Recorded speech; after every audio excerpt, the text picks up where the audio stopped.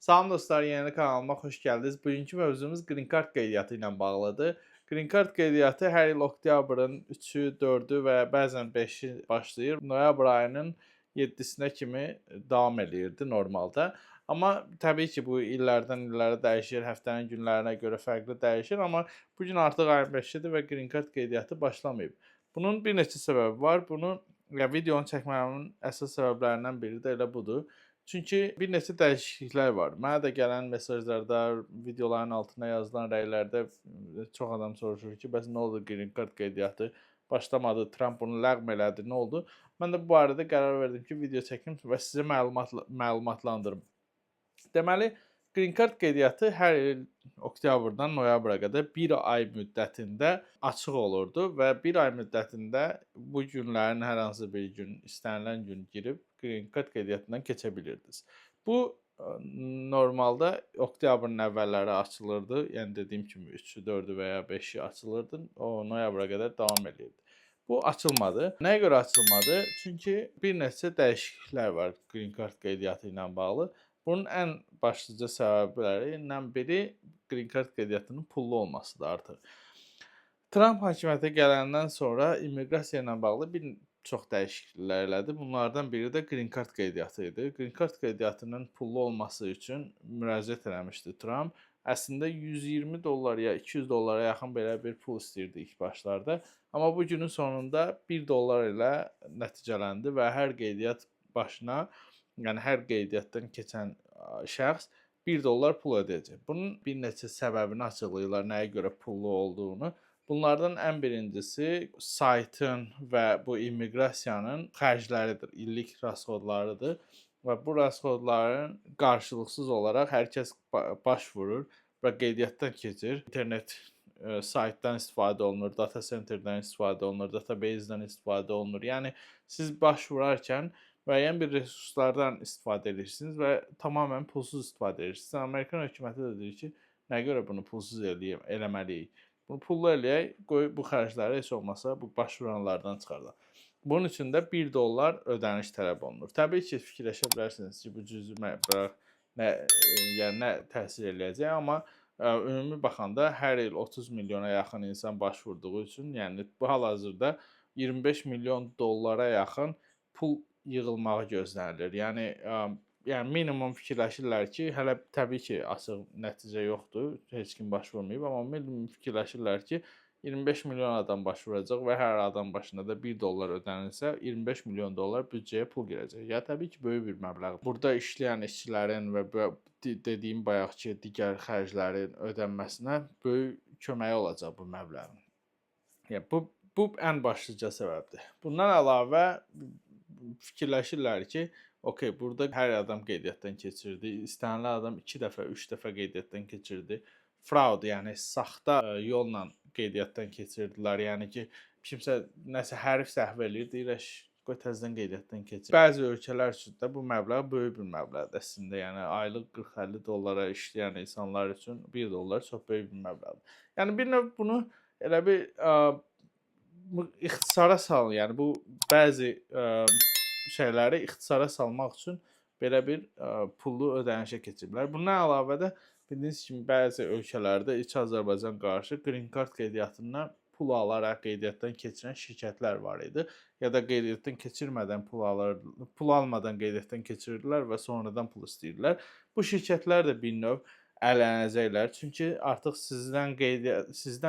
sizin qeydiyyatınızı keçmək üçün bunlar müəyyən bir ödəniş eləməlidirlər. Bunların artıq marağı olmayacaq ki, oradan ödəniş eləsinlər, qeydiyyatdan keçirsinlər və sizdən də pul istəyəndə siz də fikirləşəcəksiniz ki, bu $1 istəməyəcək hər halda. Yəni 2 manat, 3 manat, çox güman ki, 50 manat falan istəyəcək.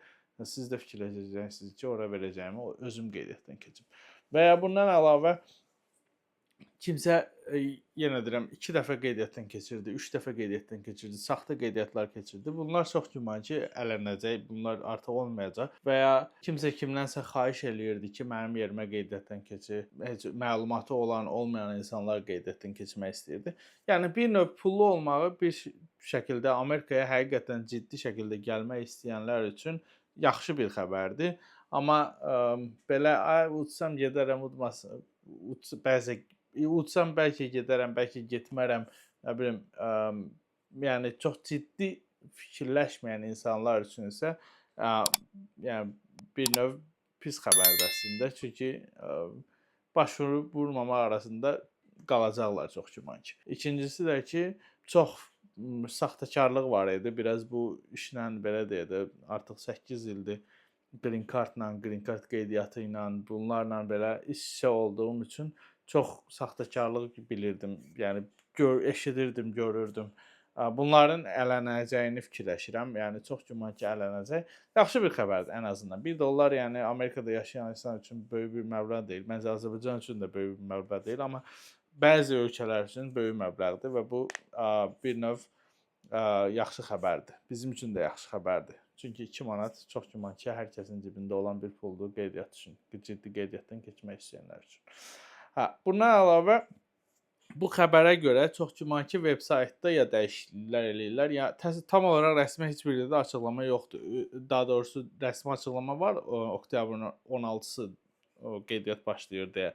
Amma tam olaraq rəsmi nəyə görə 16-sı başlayır, nə səbəbdən heç bir yerdə yoxdur. Hətta veb-sayta girirəm, veb-saytda da nə vaxt başlayacağı barədə məlumat yoxdur. Mən sadəcə immiqrasiya ofisinin 16-sı qeydiyyata başvurarkən pullu ödənişi olacağı barədə məlumat eşitdim. Yəni rəsmi olaraq qeydiyyat nə vaxt başlayır, hələ tam olaraq bilinmir. Yəni saytda yazılmayıb daha doğrusu, amma yenə deyirəm, bu pul ödənişli xəbəri açıqlananda dedilər ki, oktyabrın 16-sı qeydiyyat başlayacaq, yəni pul ödəniş edə biləcək. Bir də ki, biraz ön xəbər eləmək istəyirəm ki, əgər sizin kartınız yoxdursa və ya yəni Amerikada pul ödəyə biləcəyiniz bir kart yoxdursa və ciddi şəkildə qeydiyyatdan keçmək istəyirsinizsə, bunu əvvəldən hazırlayın. Bu şəkildə yəni əmin olun ki, siz kart ödəniş etdikdən sonra pulunuzu ödəyə biləcəksiniz. Çünki bu çox önəmlidir. Bütün məlumatları doldurub pulu ödəyə bilməsəniz qeydiyyatdan keçə bilməyəcəksiniz. Bir də ki, bu ödəniş viza xərci demək deyil. Yəni viza xərci $330-dır və bu $330-dan əlavə $1-dır və geri qaytarılmayan bir məbləğdir. Yəni qalib olmasınız o pulunuz batır.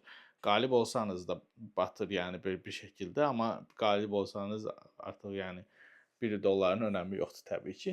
Sadəcə demək istəyirəm ki, bu pul qaytarılacaq pul deyil. Sizdə tam olaraq sizin olacaq bir puldur. Və qalib olarsınız da bu pulun ödəniş çekini falan heç bir şeyini səfirliyə götürməyəcəksiniz. Götürmək tələb olmayacaq. Çünki artıq buna ehtiyac yoxdur. Biz Green Card qeydiyyatı başlamadan öncə bir video çəkmək istəyirəm. Əgər çəkincə sizin hər hansı bir sualınız varsa, rəylərə yazın. Çünki mən video çəkdikdə sizin sualınızı da o videoda cavablamaq istəyirəm.